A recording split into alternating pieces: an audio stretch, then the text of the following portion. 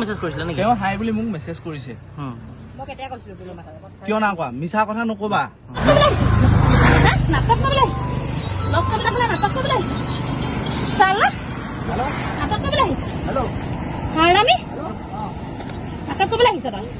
ৰাষ্ট্ৰীয় ঘাইপথত গাড়ীৰ ভিতৰতেই লপা দিলে পৰকীয়া প্ৰেমিকক জাগৃত নাৰী শক্তি অসমৰ বিষয়ববীয়াই। স্বামী হায়দৰাবাদলৈ কামৰ সন্ধানত যাওঁতেই এইবাৰ পৰকীয়া প্ৰেমত লিপ্ত হ'ল পত্নী আৰু লখিমপুৰ জিলাৰ ঘিলামৰাৰ এগৰাকী যুৱক। আজি গোগামুখত দুয়ো মিলিত হোৱাৰ কথা আছিল, কিন্তু জাগৃত নাৰী শক্তি অসমৰ বিষয়ববীয়া আৰু পৰকীয়া প্ৰেমত লিপ্ত হোৱা কৰম অঞ্চলৰ বোৱাৰীগৰাকী আৰু পৰকীয়া প্ৰেমিকক হাতে লোটে ধৰা পেলাই তেওঁলোকক বগীৰলী ধাৰাত আনি চমজাই দিয়া হয়। প্ৰকৃততে কি হৈছিল সমস্ত ঘটনা এই সন্দৰ্ভত জানো আহক। জাগৃত নাৰী শক্তি অসমৰ লখিমপুৰ ধেমাজি জিলা সমিতিৰ সম্পাদিকা মানসী ৰাজখোৱাই কি ক'লে আমাৰ আগত।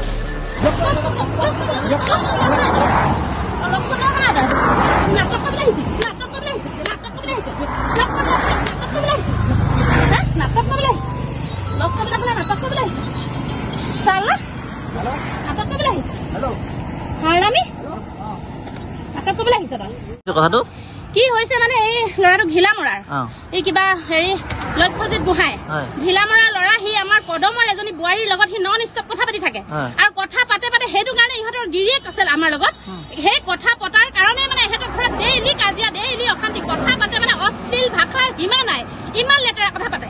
কালি যেতিয়া সিহঁতৰ ৰাতি 11টা বজাত কাজিয়া হৈছে হাজবেণ্ড ৱাইফৰ, সেই ইয়াৰ কাৰণে কাজিয়া হোৱাৰ কাৰণে মই যিহেতু এটা মহিলা সংগঠনত আছো, গতিকে মোক ফোন কৰিলে ৰাতি 11টা বজাত মই আহিলো সিহঁতৰ ঘৰলৈ। এই ইহঁতৰ ঘৰলৈ আহিলো। আহি যেতিয়া মই পালোহি, আহি পোৱাৰ পিছত মইতো মোবাইলটো ললো মানে মই কবলৈ ভাষা নাই আপোনালোকক। ই এনেকুৱাই লেতেৰা কথা পাতিছে। আজি মানে সিহঁতে লগ কৰিব, ঘিলামৰাৰ পৰা আহি গোগামুখত লগ কৰিব, গোগামুখত লগ কৰি সিহঁতি দুইটাই ৰাতি থাকিব, দুইটাই ৰাতি কটাব, সিহঁতি ৰাতি ফূৰ্তি কৰিব।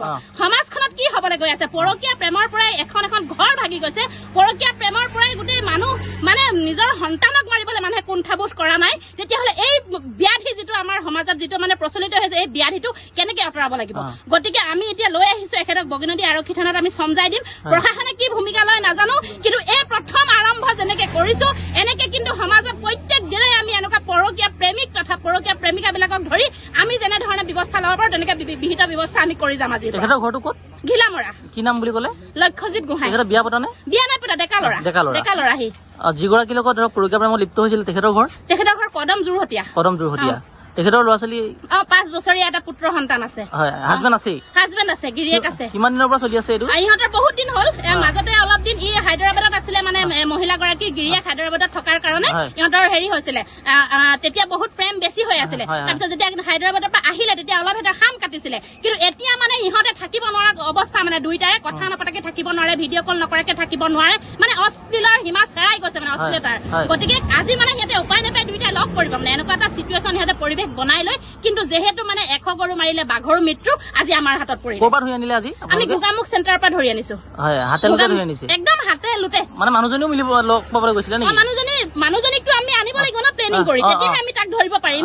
কথাটোতো সিহঁতক পাতি থকা হৈছে, গোটেইখিনি মিলাই মেলি আজি মানে তাক ধৰি এনেকুৱা ব্যৱস্থা কৰা হৈছে। এতিয়া মানুহগৰাকী সন্মতি থাকে নাই যে কথা পাতে যে? কেনেকে নাথাকিব? ইহঁতৰ দুটাৰ একদম সম্পূৰ্ণ সমিল মিলতে কথা পাতিব। কল ৰেকৰ্ডিং আছে আমাৰ লগত, কিন্তু যিবোৰ আমি এতিয়ালৈকে আমি ভাইৰেল কৰিব নোৱাৰো, মানে ইমানে লেতেৰা কথা। আমাৰ ল'ৰা ছোৱালী আছে, এইবিলাক আমি ল'ৰা ছোৱালীৰ আগত আমি কেতিয়াও বাহুল্য কৰিব নোৱাৰো। এতিয়া কি দাবী জনাব? দাবী জনাম মানে এনেকুৱা ধৰণৰ পুলিচ প্ৰশাসনৰ ওচৰলৈ যোৱাৰ লগে লগে আজিকালি মানে পৰকীয়া প্ৰেমৰ কোনো ধাৰা নাই। পৰকীয়া প্ৰেমৰ কাৰণে কোনো জেললৈ নাযায়। পৰকীয়া প্ৰেম এটা বেমাৰ, এটা মানে এইটো মানে এটা ব্যাধি। গতিকে এইটো আমি জনসাধাৰণে সকলোৱে লগ লাগি সেইটো আমি বন্ধ কৰিব লাগিব, বেলেগ কথা একো নাই ইয়াত। গতিকে আমি যি আজি পদক্ষেপ আমি হাতত লৈছো, ইমান দিনে মনে মনে আছো, বহুত পৰকীয়া প্ৰেম হৈছে, বহুত ঘৰ সংসাৰ ভাগি গৈছে, মনে মনে আছিলো, চাই আছিলো যে কিবা এটা কাৰণত মানে এইটো বন্ধ হব নেকি বা বুজি পাব নেকি। কিন্তু এতিয়া দেখিলো ঘৰৰ নিচেই কাষত এখন সংসাৰ ভাগি যোৱাটো নিবিচাৰো। গতিকে আজি তাৰিখৰ পৰা পদক্ষেপ হাতত লৈছো, যতে পৰকীয়া প্ৰেমিক বা প্ৰেমিকাক আমি ধৰিম, আমি কিন্তু নিজে আইন ব্যৱস্থা হাতত তুলি ল'ম। কোন সংগঠনৰ পৰা হেৰি কৰিছে? আমাৰ জাগৃত নাৰী শক্তি, মই লখিমপুৰ ধেমাজি 2খন জিলাৰ সম্পাদিকা। কিমান দিন হ'ল আপুনি পৰকীয়া প্ৰেমত লিপ্ত হৈ থকা? দিন হ'ল মানে মই গুৱাহাটীত আছিলো। গুৱাহাটীত থাকোতে তেওঁ মোলে হাই বুলি মেছেজ দিছে।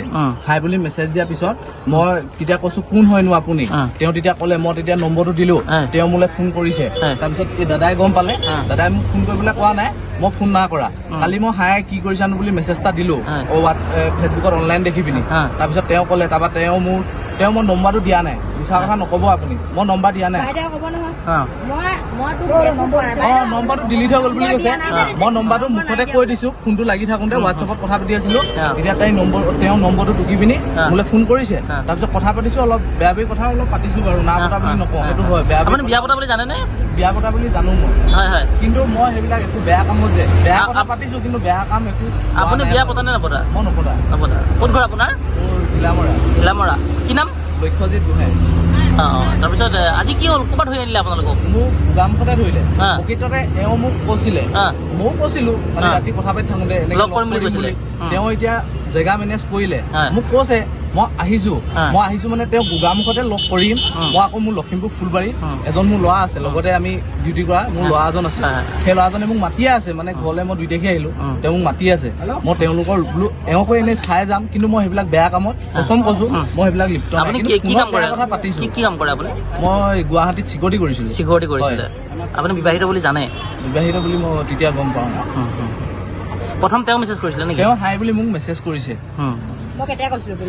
কিয় না কোৱা মিছা কথা নকবা মোক মেছেজ বুলি হাই প্ৰথম মেছেজটো তুমি দিছা তাৰপিছত মই কৈছো কি কৰি আছা বুলি কোন হয়নো বুলি মেছেজ দিওঁতে তেতিয়াতো মই ফোন নম্বৰটো মই দিয়া হয় মই নহলে নম্বৰটো খুজিছো ইমান মিছা কথা নকবা সেইটো মিছা কথা ময়ো কোৱা নাই হাই বুলি মোবাইলত এতিয়া মোৰ তাত নোলায় এইটো যে চালে প্ৰথম মেছেজটো হোৱাটছএপত কোনে দিছে সেইটো ওলাই পৰিব হোৱাটছএপত নহয় ফেচবুকত চৰি দেই হোৱাটছএপত নহয় দাদা ফেচবুকত কৈছে হাই বুলি কৰিছে তেতিয়া মই গেটত ডিউটিত আছো ইমান মিছা কথা মই নকওঁ